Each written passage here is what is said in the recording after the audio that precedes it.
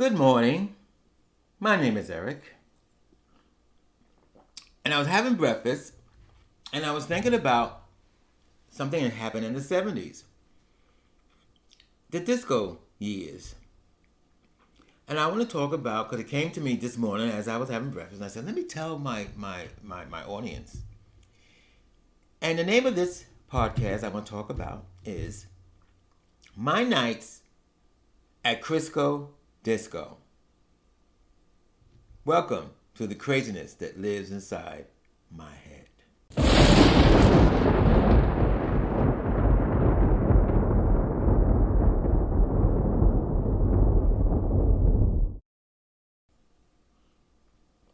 To start off, I went to Crisco Disco maybe in 75, 76, around that era. I think it was on 15th Street, between 10th and 11th Avenue, New York City. And it was a line to get in. You couldn't just walk in. They had a bouncer at the front. It was up to the bouncer if he allowed you to come in or not. And I was dressed up like a cowboy. I had a cowboy hat. I had cowboy boots, jeans, and it was winter time, so I had whatever jacket that I had on. So I get as he's moving in, he's letting people in. When I get up to the bouncer, he looks at me. He said, "You know what kind of place this is?" I said, "Yeah, I know what kind of place this is." He goes, "Well, I don't want no trouble out of you. I'm warning you." Well, okay. I don't know what the hell that was all about. So I go to the front doors, and I tell this story to anybody that knows me. I always tell this story. I go walk through the front doors. As soon as I get in there, it's like a big hall, and you have right at the end, in the middle of it, you have a gigantic can of Crisco, and the DJ was right there playing the music. So that was interesting. And then they was playing my favorite song, Disco Queen. I mean, I used to love to go to even though I was like close to 400 pounds, one thing I love to do is dance at my weight. And the other thing, you didn't need a partner. You didn't need a partner. People was dancing all by themselves and everything. And I loved it. And as the years went on, it kind of changed. I remember I used to go there to dance. I remember you had to walk up, they had another upstairs. I think that's where the bar was. I think they might have two bars, one downstairs and one upstairs. And I used to go upstairs and, get my drink and stuff like that. And I think the one upstairs wasn't as crowded as the one downstairs. They did have two bars. One was always crowded, You know me. I want my drink and I want it now. So anyway, I go upstairs. And I know I didn't see this before. I'm quite sure it was upstairs. I didn't see this before. There was a room. Now, mind you, this is the 70s. And in the 70s, and the gay 70s, and the gay bars, certain bars had back rooms.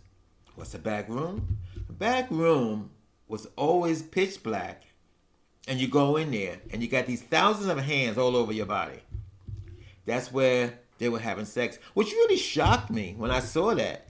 Now, that didn't happen right away. I think I started going there 76, 77. By 79, I think they had a back room. And what really shocked me, because Crisco Disco was like, to me, in my opinion, a regular disco. You have women there, you have men there, straight, gay, whatever. Everybody's dancing and carrying on.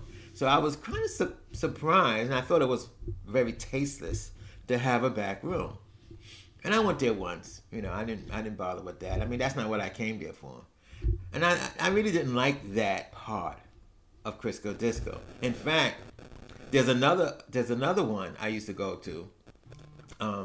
They call it, I forgot it. It was in a church. Now I forgot the name. Oh, Limelight.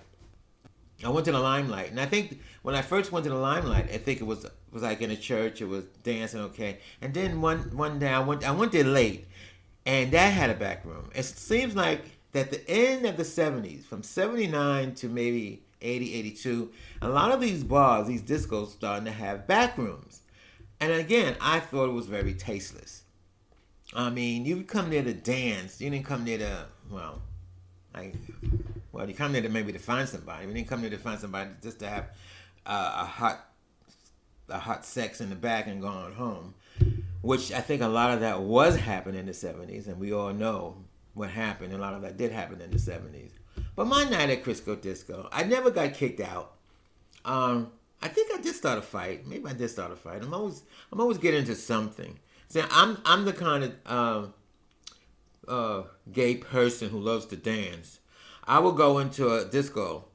I think I had a table. I don't know if I had a table or not, but it doesn't matter. I'll go in a corner, take my shoes off, and dance barefooted all over the dance floor by myself or whoever want to dance with me. Then when it's time to close, I can't find my shoes. Where's my shoes? Time closing. Last call. I said, last call. Where's my shoes?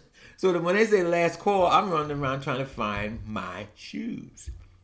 In fact, the other disco I did that to, and I had my sisters with me, was New York. I think it was called New York, New York. That was in Times Square, if I'm not mistaken. And it was his last call, and my sister said, "Where's your shoes? We can't leave here without your shoes." So that's all I have to say about Crisco Disco. I was just thinking about it when I had my coffee this morning. Why was I thinking about it? I don't know. You know how it is when you get my age. Things just pop in your head from the old days. You know how it is, you old timers. Thank you for listening to the craziness that lives inside my head.